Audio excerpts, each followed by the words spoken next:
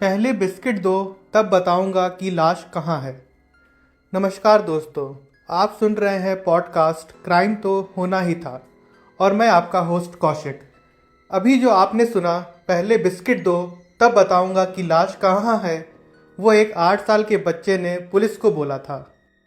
आपने कई serial killer की कहानी पढ़ी और फिल्में देखी होंगी, लेकिन आज हम आपको एक ऐसे सीरियल किलर की कहानी बताने जा रहे हैं जिसकी कहानी जानकर आपके रोंगटे खड़े हो जाएंगे। ये सीरियल किलर दुनिया का सबसे कम उम्र वाला सीरियल किलर कहा जाता है। अमरजीत सादा की कहानी भयावह कथा है जो हमें बताते हैं कि कैसे मासूमियत का मुखौटा कभी कभी खूनी दरिंदगी में बदल सकता है।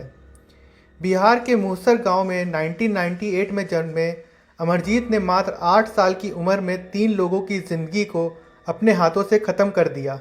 अमरजीत ने अपनी पहली हत्या 2006 से 2007 के बीच में उसकी 6 साल की चचेरी बहन की थी। उसके बाद उसकी छोटी बहन जो केवल 8 महीने की थी भी इसके चंगुल में आ गई। अमरजीत ने अपना आखिरी शिकार पड़ोस में रहने वाली एक महिला की 6 महीने की बच्ची का किया था। बच्ची जब घर में अकेली थी तब अमरजीत ने वारदात को अंजाम दिया। बच्ची की मां जब घर लौट के आई तो बेटी गायब थी। बच्चे की तलाश गांव में शुरू की गई, लेकिन कहीं भी पता नहीं चला। इसके बाद पुलिस को बच्ची के गायब होने की सूचना दी गई। पुलिस गांव पहुंची और जांच पड़ताल शुरू की गई। इस दौरान पुलिस ने अमरजीत से भी पूछताछ की। तब अमरजीत ने बोला, पहले बिस्किट दो, तब बताऊंगा। अमरजीत ने पुलिस के सामने स्वीकार किया कि वह पड़ोस की बच्ची को ले गया और उसे ईंट से मारा, फिर गला घोंटकर हत्या कर दी। अमरजीत पुलिस और गांव वालों को उस जगह भी ले गया जहां उसने उस घटना को अंजाम दिया था। हत्या के बाद अमरजीत ने बच्ची के शव को खेत में दफनाने की भी कोशिश की थी।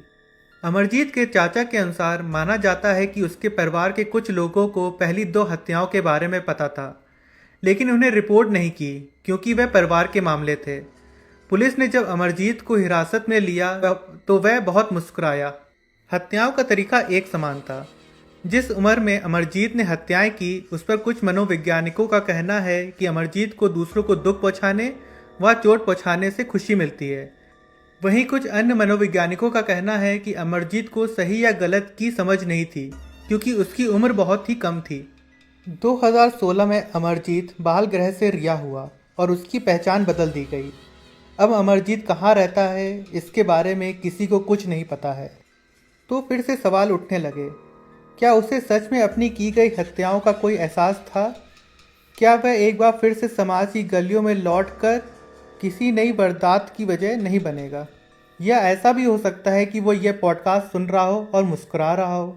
अमरजीत की कथा एक ऐसी कहानी है जो हमें मानव मन की गहराइयों में उतरने के लिए मजबूर कर देती है। क्या समाज अमरजीत जैसे मामलों को रोकने के लिए तैयार है, या हमें इस तरह की कहानियों को सुनकर डर कर जीने के लिए मजबूर होना पड़ेगा?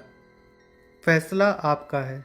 अगर आपको ये एपिसोड पसंद आया हो तो इसे अपने दोस्तों के साथ शेयर करें और हमारे पॉडकास्ट क्राइम तो होना ही था को सब्सक्राइब करें। हम और भी कई रहस्यमयी और सच्ची क्राइम की कहानियाँ लाते रहेंगे। आपका दिन शुभ रहे और आप खुश रहें। अलविदा लेता हूँ, आपका होस्ट कौशिक।